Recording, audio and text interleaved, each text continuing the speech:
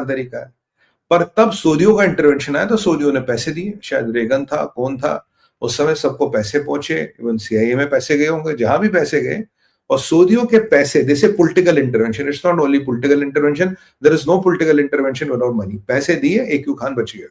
और ये John Kiriakou ने बिल्कुल, और रिचर्ड ने भी बोला कि एक्यू खान को बचाने के लिए सऊदियों का इंटरवेंशन आया, जबकि जेम्स लॉयर कहता नहीं, सऊदियों का इंटरवेंशन नहीं था। मैं भी आपको कोट कर लूं, बट बिना किसी के इंटरवेंशन और पैसे के सीआईए एक चूजे से साइंटिस्ट को कब तक जाने देगा। और जब मैं ये अध्याय, ये वाला पार्ट खत्म करूंगा, आप रियलाइज करोगे there is money which has come into it. आज ये प्रूव भी होगा कि पैसा आया और कहां से आया। मैं आपको बताऊं क्यों, या आप ये समझेंगे पैसा आया और कहां से आया। देखिए, ये एक प्रोग्राम बनाता रहा तो सीआईए ने आंख बंद कर ली, सऊदियों का पैसा है, उन्होंने आंख बंद कर ली। और मैंने आपको बताया कि फिर आया कॉन्सेप्ट इस्लामिक बॉम्ब का। इस्लामिक बॉम्ब को फंड करने के लिए ये पहुंचे कर्नल गद्दाफी के पास। कर्नल गद्दाफी लिबिया वाला, उसका तो वैसे ही सपना था कि भाई पूरा यूरोप पे हम कब्जा करेंगे, बिना गोली चलाए, आबादी बढ़ा बढ़ा के, बच्चे पैदा कर करके। तो ये उसका प्लान था। अब पैसा आया, और इस इस्लामिक बॉम्ब में सऊदी से लेके ईरान सब पार्टनर थे।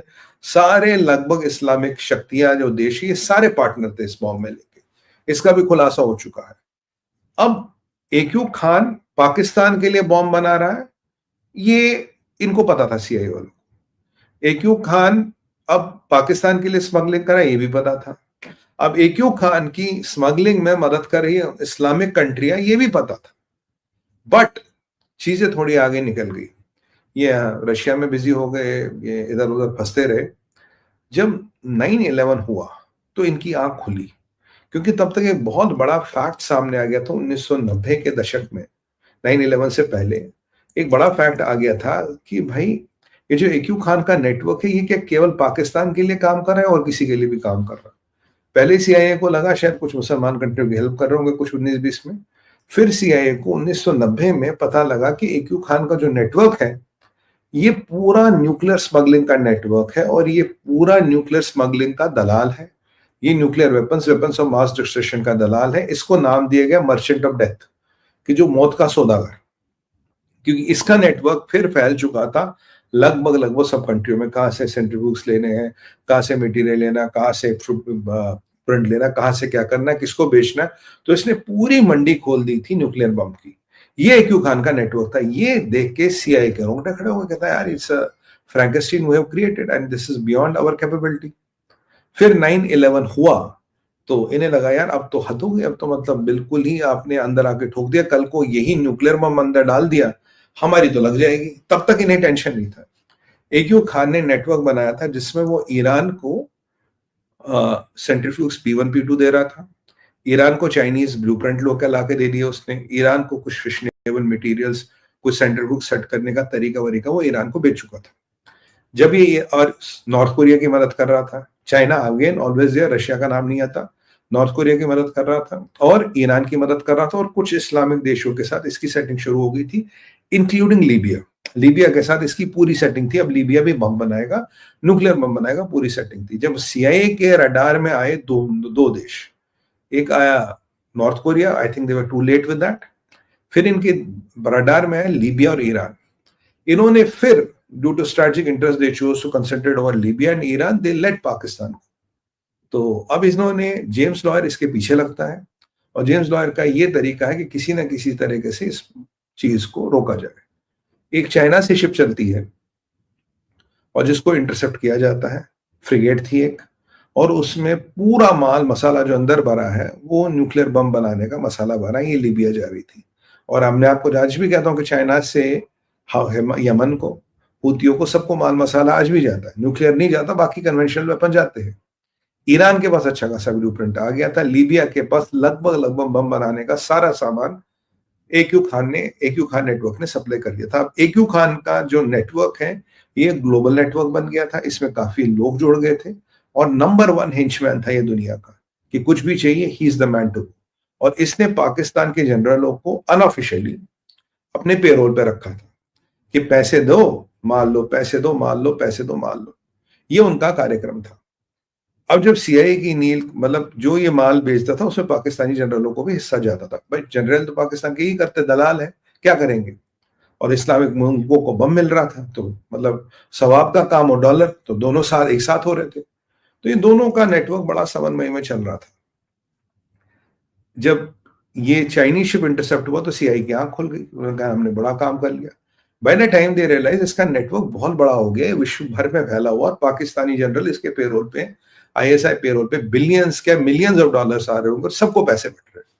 अब उन्होंने कहा यार अब इसको रोकना तो संभव है नहीं, तो उन्होंने क्या किया, उन्होंने कहा यार अब हम एक, we will also create our friends, will also create our, हम भी इस नेटवर्क को इन्फिल्ट्रेट करेंगे, हम भी सप्लायर बनेंगे। और सीआईए कहता है, जेम्स ये कहता है कि हमने कई सारे कंपनियां बनाई, कई सारे फ्रेंड्स बनाए, कई सारे ऑर्गेनाइजेशन बनाए, जहां से हमने ये फर्जी व्हाट डू कॉल दिस, ये network IDs YDs whatever we created, and we supplied fake equipment, पिटा हुआ इक्विपमेंट, खराब equipment to all those rogue Nations.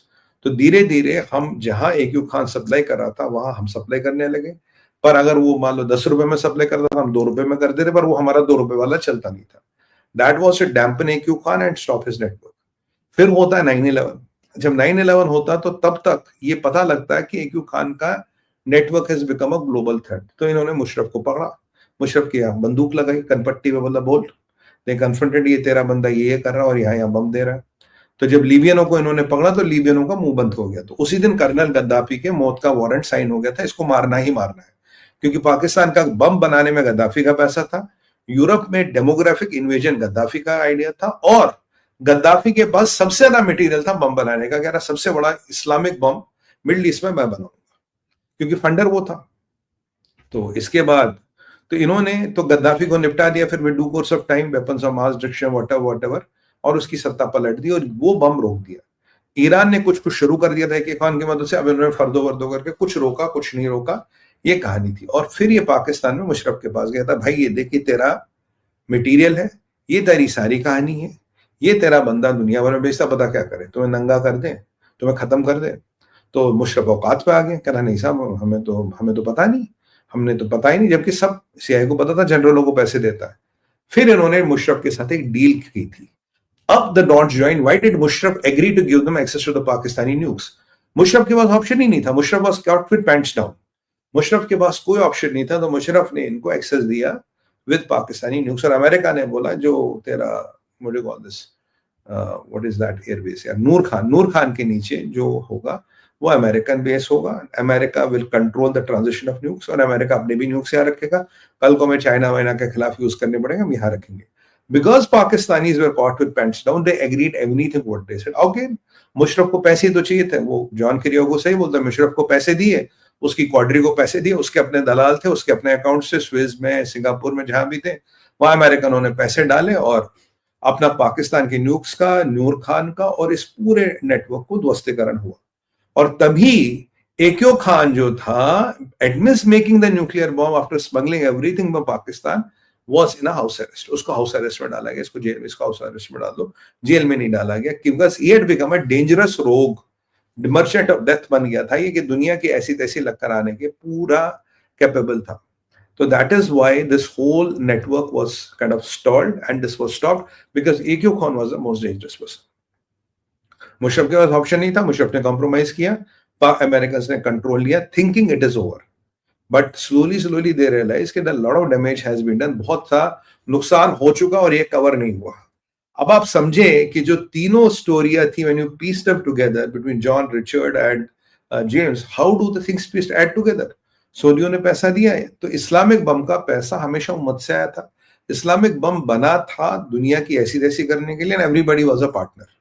फिर इनमें आपस में लड़ाइयां हुई, क्योंकि P1 P2 सेंट्रीफ्यूग्स